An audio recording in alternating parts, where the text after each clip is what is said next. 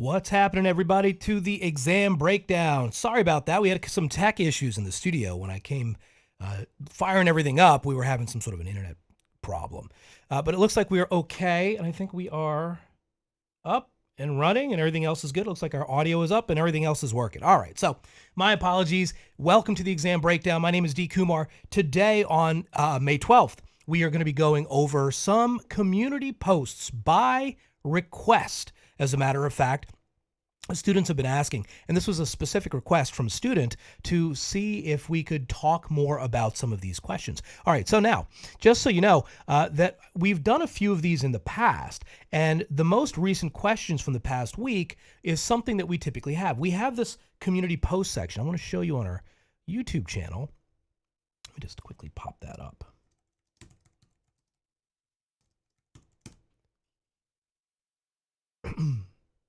Hope you all doing well.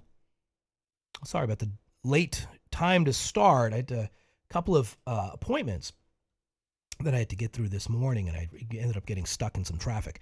All right, so if you're on our channel, there's an area that you can go to. The wrong answers is what we're going through right now, and sort of that's the live video that's going to be posted up here. But if you go to the post section on our site, you'll see a community post, and there's tons of questions that we have posted here.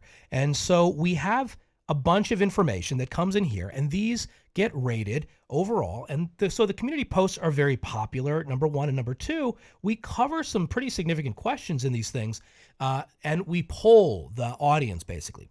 And so there's a lot of learning that we can do inside of the community posts now that we have a lot of statistics and a lot of folks kind of looking at this stuff. It's also very, very useful. So I wanted to kind of go over those today, and sort of that's the goal today.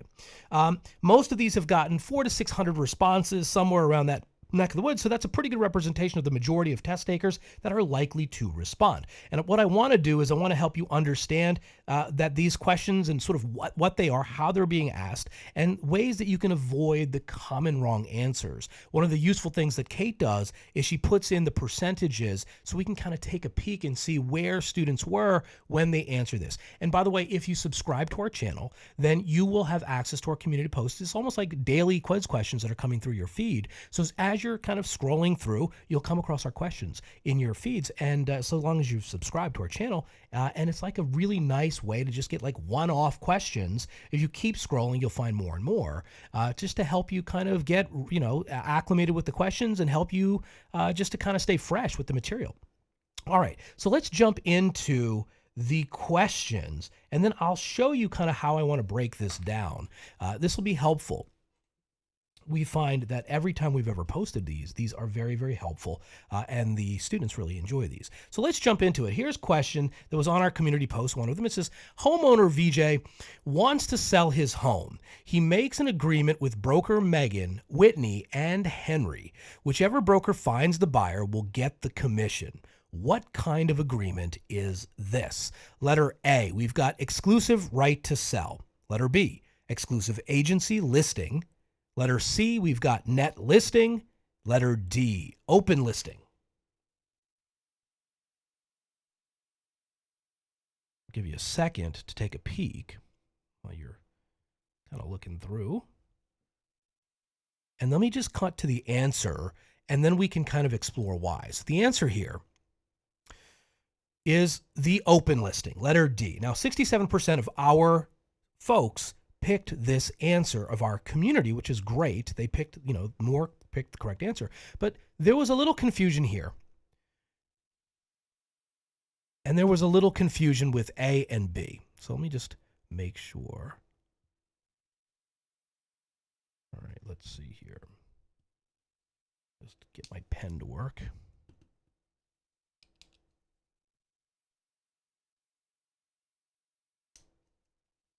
All right. So as you can see here, exclusive agency listing, 16% of the population took that. Net listing, 5%. This was just a guess. The folks that picked net listing, that's basically, kind of guessing here. So, and I apologize. It seems like my pens are just not connecting. I apologize. So I'm going to just kind of use my mouse. It's going to be a little sloppy, but then it catches up. But so net listing, this is something you just want to know the definition of. This is something that you're going to see on the exam. So what is a net listing? So remember, a net listing is a type of listing where the agent is basically told by the seller, hey, listen, I just want to net this amount of money from the sale. Anything you can sell my property for above that number, you can keep. So a net listing is typically prohibited in many states. And in states where it's not prohibited, it's just disallowed because it could significantly alter adversely the valuation of the community. So we want to make sure that we avoid net listings. Now, you definitely want to know the definitions of the exclusives. And as you can see here, there are people that did pick these, ooh, look at those. Let me just try to circle. How's that? That's probably better. All right. So look at these two right here. And so as you're looking at these, you'll see and notice that, the exclusive rights. And now if we're making a deal, makes an agreement with brokers Megan, Whitney, and Henry, then, basically it's whichever broker finds the buyer will get the commission. This is the definition. Whichever broker finds the buyer will get the commission. Anytime you have that kind of a scenario and there's multiple folks that the seller or the buyer is working with, then that is an open listing. Open listings are very common in like rentals, for example. You see those quite often. And we kind of go from there. All right. So this is a really good one. Most of the students pick the correct answer, but there is still a high percentage here, and you definitely want to know the definitions of your exclusive right to sell and your exclusive agency listings. These are important. And again, there's no exclusivity that's being touted in this question, so you want to make sure that you remember that. So look out for this. This is a very popular style question that you see across the United States. All right, the next one. Which of these laws extend housing discrimination protections to families with children and persons with disabilities? Letter A, Fair Housing Act of 1988. Letter B, Civil Rights Act of 1968. Letter C, Civil Rights Act of 1866. Letter D, Housing and Community Development Act of 1974. So which of these laws extended housing discrimination?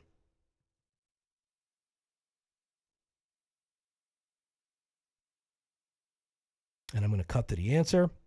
And this is an anti-discrimination style question. You see many confusing answers sometimes, but a resounding 71% of our community got the answer correct. All right, so Fair Housing Act of 1988.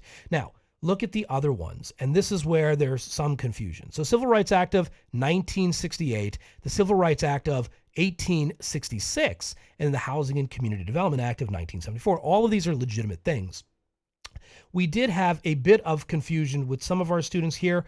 14% of them picked the Civil Rights Act of 1968. And again, it's asking which of these laws extended housing discrimination protections to families with children and persons with disabilities. So the Fair Housing Amendments, letter A here, was the correct answer, because in 1988, that's when we included familial status and disability. Now, absolutely want to know all 7 of the federal protected classes for this content. You definitely want to know that stuff. So I would know that for sure. I would also know the dates. So 1988 is where the amendments were, and those were 2 protected classes. So that was like 1988.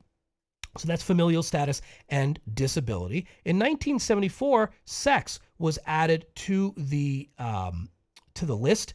It basically kind of goes congruent with the passage of the Equal Credit Opportunity Act. Then the Civil Rights Act of 1866, that was race discrimination. And then the Civil Rights Act of 1968 was the original item. And so that was sort of it.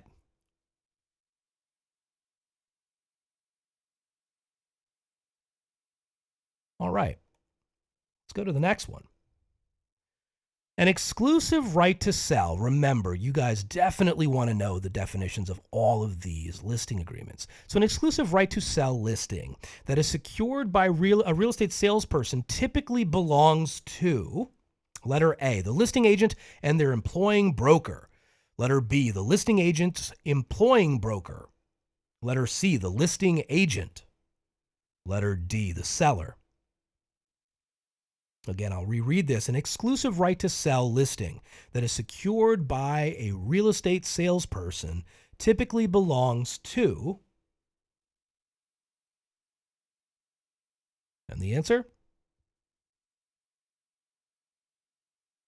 Letter B, the listing agent's employing broker. Now look, 38% of the community picked this as the correct answer. Out of the majority, the majority got it right. So that's great.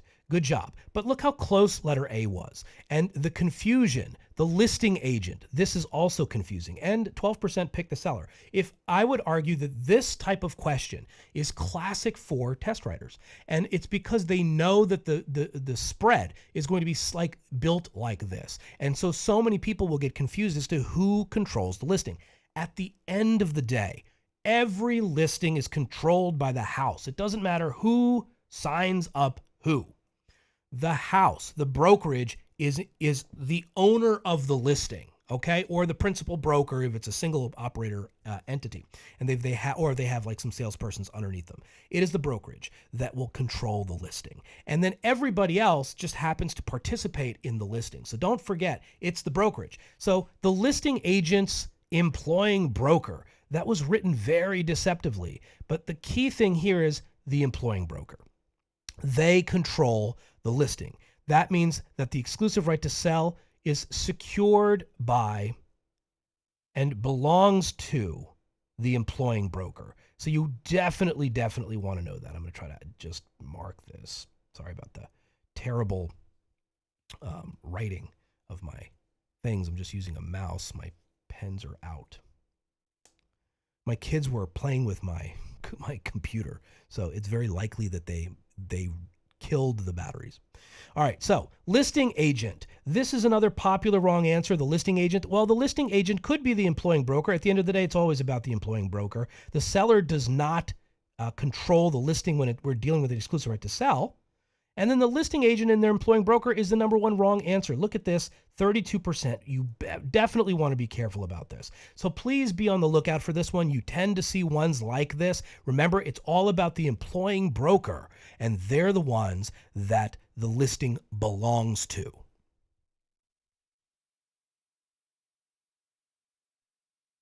Just by the way, just going back to that one question, I just want to point one thing out. Many times, students that are taking courses like this will see, and this is where there could be confusion, just so, sort of where the rubber meets the road. You will see listed in, on a sign, exclusive listing agent. I'm just going to make up a name, Joe Smith, right? And it'll say Joe Smith, and Joe Smith could be a salesperson. Now, that's marketing. And so Joe is absolutely going to want to market his name for securing that listing. However, what's in addition to Joe's name? On that signage is the name of the brokerage. It is the brokerage, the employing broker, the brokerage that will control the listing. It is their listing. And Joe Smith, the agent, or Joe Smith, the associate broker, happens to be affiliated with that brokerage company, ABC Realty, and ABC Realty is the one that the listing belongs to.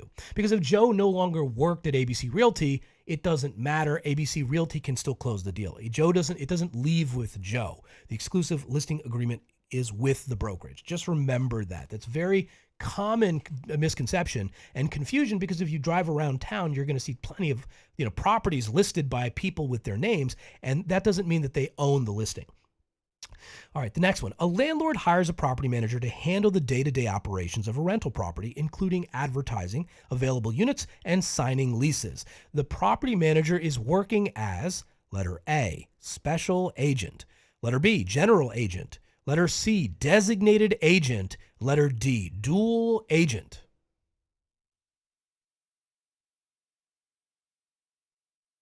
And the answer? Letter B, general agent. Now, look, a really high percentage of our students did get the correct answer. 48% picked general agent. Now, definitely want to know what the difference between a special agent is and a general agent. Now, they threw designated agent because that's a piece of agency, and then dual agent. So we have two types of agency relationships, and then we have these agent functions, a general agent and a special agent. Property managers are always going to be considered general agents. Okay, they are general agents. Brokers are considered special agents. Brokers are hired for a very specific task. I rent my property, sell my property kind of tasks. And those are special agents. And then the property manager is empowered to do, generally speaking, all of these other tasks. So they act as a general agent to their client. And so you want to know the difference. Designated agent versus dual agent. This, again, they'll throw these phrases in there. They are real things. And as you can see here, 26% of our students picked designated agent. So again, this is just not knowing the definition. So I would study the definition of what a designated agent is and sort of how it works, how they operate, how this functions. And then you want to know what a special agent is and a general agent. And always, if you see the phrase property manager, you can be comfortable in picking general agent. A property manager is a general agent. The next one. In regards to agency relationships, which of the following would be an interested party that is working with but not represented by an agent in a real estate transaction? Letter A, client. Letter B, principal. Letter C, customer. Letter D, fiduciary. In regards to agency relationships, which of the following would be an interested party that is working with, but not represented by, an agent in a real estate transaction?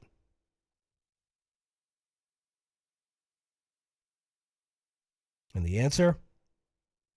Letter C, customer. So a customer is a party in a transaction that would be an interested party that they're working with. Customers we work with. So the trigger phrase here is we work with a customer and we work for a client. So a client, if you notice here, low percentage, 7% of our population picked client. And so you work for a client, and the client is also known as the principal. So great job with our students. They eliminated these two, A and B, but a fiduciary, they picked 14% of them picked this. And so again, not a huge percentage in relation to the correct answer, but a fiduciary would be, in my opinion, why would they pick fiduciary? It's probably just because they were a little confused, or maybe they thought about transactional broker or a fiduciary in terms of agency relationships. But in regard to agency relationships, which of the following would be an interested party that is worked with but not represented by an agent in a real estate transaction? You work with but not represented by an agent. And sort of those are the buzz phrases for this. And this would be a customer, not the fiduciary. Okay. So again, those are very classic, where they throw in questions and answers that are talking about all sorts of real vocab phrases in the world of agency. And because there's so many phrases flying around, students often get confused, and this is what you see. Now, again, if any of these were wrong answers, these are games of inches. So a lot of times we hear students are very, very close to passing either their school administered exam, which they have to take as an exit, or their actual state examinations, and they're like right on the line. And again, these subtleties, when we're sort of getting granular here, are going to help make differences for a lot of folks. The next one, which of the following classes of people are not protected under federal fair housing laws? Letter A, age. Letter B, veteran status. Letter C, military status. Letter D, all of the above. Which of the following classes of people are not protected under federal fair housing laws?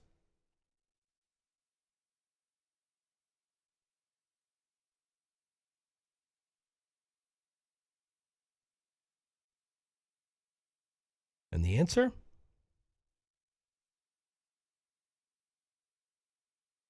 Letter D, all of the above, 39%. But the spreads were close. So which of the following classes of people are not protected under federal fair housing laws? So age is not covered under federal fair housing laws. In some of y'all states, age is a protected class for federal or fair housing. But if you notice what they did here, they wrote in federal fair housing laws. And the truth is sometimes you see this capitalized and sometimes you don't. And so that's another bit of a deception in the test writing. You just want to make sure you understand that they can also write this in as under federal fair housing laws compared, because there's only one Fair Housing Act, right? So like sometimes it's written this way. So that can be a bit of a deceptive like way that they phrase it. And then you look to these: age, veteran status, military status. Now, all of these could, in fact, be protected classes at the state level, but the question is asking for federal level. So at the federal level, this is what you got. Now, all of these are not covered under the Federal Fair Housing Act, so all of the above are not protected classes under federal fair housing laws. There are 7 protected classes: race, color, religion, national origin, sex, familial status, and disability. Those are your 7 that are protected at the federal fair housing level. And then the states can elect to be substantially more comprehensive or not. And sort of those are the pieces and the components that you want to remember in order to sort of get questions like this. But if you notice here, there's a pretty interesting spread here. Age was an answer selected. Veteran status was an answer selected. And, not as so much, but military status. And so you just want to remember that's classic going under people's minds. It's like, wait, I thought age was. So age is protected under the Equal Credit Opportunity Act. And that's one of the reasons why 23% probably picked that, because they have learned that a federal law does cover age, but it's just not the Fair Housing Act. It's ECOA. And you want to know that. So number one, you want to know your Federal Fair Housing Act protected classes. You definitely want to know the dates. You want to know that there's this other anti-discrimination law called the Equal Credit Opportunity Act, which does have similarities and differences between fair housing on the federal level. And you absolutely want to look at your state fair housing laws and try to figure out if the state that you're taking this in has substantially more protected classes or the same as the federal law. And that's another classic thing. So you want to know those, in addition to things like exemptions and those other pieces, definitely going to be tested on. Good question. The next one here: which type of agency relationship does a real estate broker typically operate when representing a client? Letter A, sub-agency. Letter B, special agency. Letter C, general agency. Letter D, fiduciary agency. Under which type of agency relationship does a real estate broker typically operate when representing a client?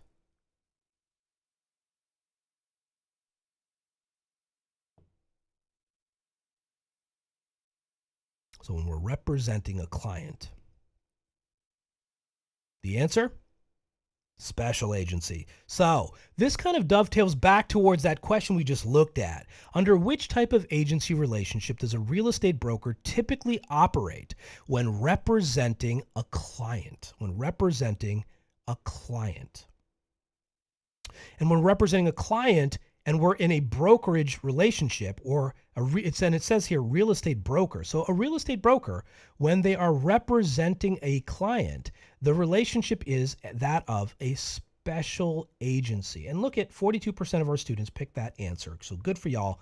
And look at the 2 other wrong answers. General agency. So this is a clear-cut confusion between what is a general agent and what is a special agent. So remember, a property manager is considered a general agent. A salesperson is a general agent of their broker, because a sales agent can be empowered to rent this apartment and help me sell this apartment and host this open house and help me with this task or help me get listings. So a salesperson is doing more generalized work for the special agent. The broker's relationship with the client is that of a special agent. And then again, what they do is they throw in phrases like sub-agency, which is a type of agency relationship. And fiduciary agency really is nothing. Fiduciary is a thing. So a fiduciary is a vocab phrase that you find. And the word agency is another phrase. But look at this. 28% of our students picked this one. And so to me, this is like, okay, I didn't quite understand what fiduciary was or agency. So under this type of agency relationship, does a real estate broker typically operate when representing a client? The answer is definitely special agent. But just be leery about things like this. Fiduciary agency and stuff like that, it's a lot of folks pick that as a answer, and that's just not something that you're going to be studying. You're going to study the word fiduciary and you're going to study the word agency, and agents are the agents are acting as a fiduciary for their clients, and a fiduciary is anything you do or don't do must directly financially benefit your client. That's the fiduciary relationship. Remember, care, obedience, loyalty, disclosure, accounting, and confidentiality, all of these things. And the general agent and special agent is really the sort of the core nucleus of the relationship, sort of how we represent folks. So you want to definitely know these. And remember, broker, special agent, salesperson, property managers, general agent. Sub-agency is another type of agency. So here with agency, I would also study the various types of agencies like buyer's agency, seller's agency, sub-agencies, designated agencies, dual agency, and facilitator or transactional broker. And all of those are those ones that you typically see. Fiduciary is the obligation that we owe to the client. Client is the principal. And then if we're working with a party, that's a customer, as we saw in the previous question. So review these questions. There's a lot of subtleties here that you're going to serve you quite well when it comes to agency. All right, there you go. Another exam breakdown in the books. Thank you very much for watching and hanging in with us. If you have questions about any of this stuff, please reach out in the comments.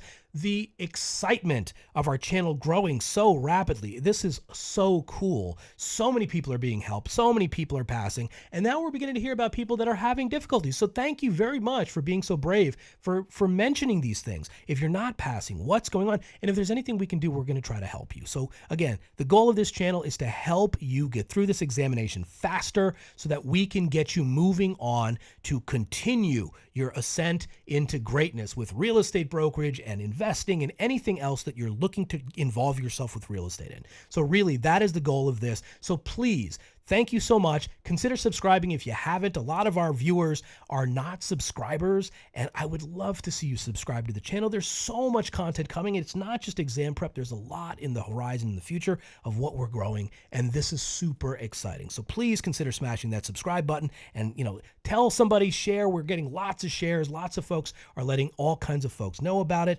Thank you very much. Honestly, it is so flattering to be able to reach all of y'all, meet you guys, message back and forth. We listen and read everything, all the comments, and we appreciate all of it. So a couple things that I wanted to go over. Number one, we do have a fantastic store that we have on our site now, and there are amazing products that are basically flying off the digital shelf. All of these are available for download. We do have some physical products as well, books that you can get directly on Amazon. I'm just going to give you an idea of what's available.